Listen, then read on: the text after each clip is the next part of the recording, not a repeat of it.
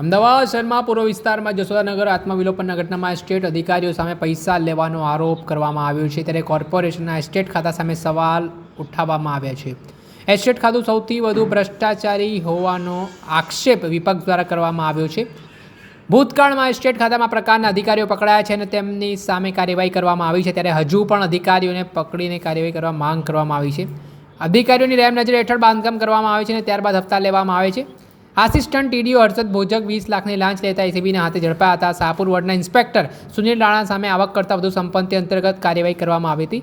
વિરાટનગર વોર્ડમાં ઇન્સ્પેક્ટર તરીકે ફરજ બજાવતા જિગ્નેશ શાહ સામે પણ આવક કરતાં વધુ સંપત્તિ અંતર્ગત કાર્યવાહી કરવામાં આવી હતી. 10 વર્ષમાં આવક કરતાં 102 ગણી સંપત્તિઓનું સામે આવી છે. આ મામલે શું કહી રહ્યા છે અમદાવાદના કોંગ્રેસના અમરાઈવાડીના કોર્પોરેટર જગદીશ રાઠોડ, તે સાંભળી લો. શું ઘટના હતી અને શું આપણે રજૂઆત કરી હતી છતાં કાર્યવાહી?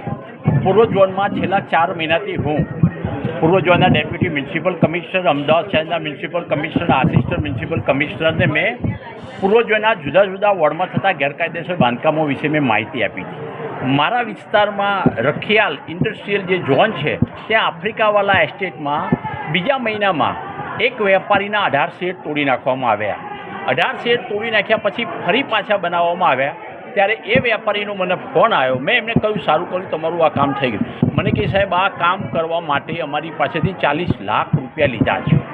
અને એમને સ્પષ્ટ કહ્યું આ રૂપિયા કોણે લીધા છે, તો એમને મને સ્પષ્ટ નામ આપ્યું હતું કેતન રામી. કેતન રામી કે એક એવો માણસ છે કે અમને જુદા જુદા અધિકારીઓથી મારે કે ગાંધીનગર મોકલવાના છે, ફલાણા અધિકારીને આપવા છે, એમ કહીને અમારી પાસેથી રૂપિયા લઈ જાય.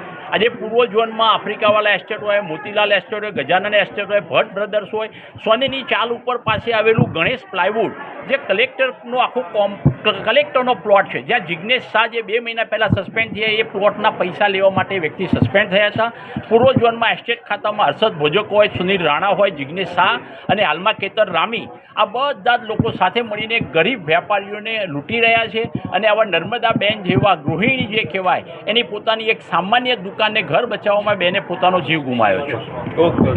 અમદાવાદના કોંગ્રેસના કોર્પોરેટર જગદીશ રાઠોડ તેમણે ગંભીર આરોપો કરવાની શરૂઆત કરી છે અને કેટલાક સવાલો પણ ઉઠાવ્યા છે.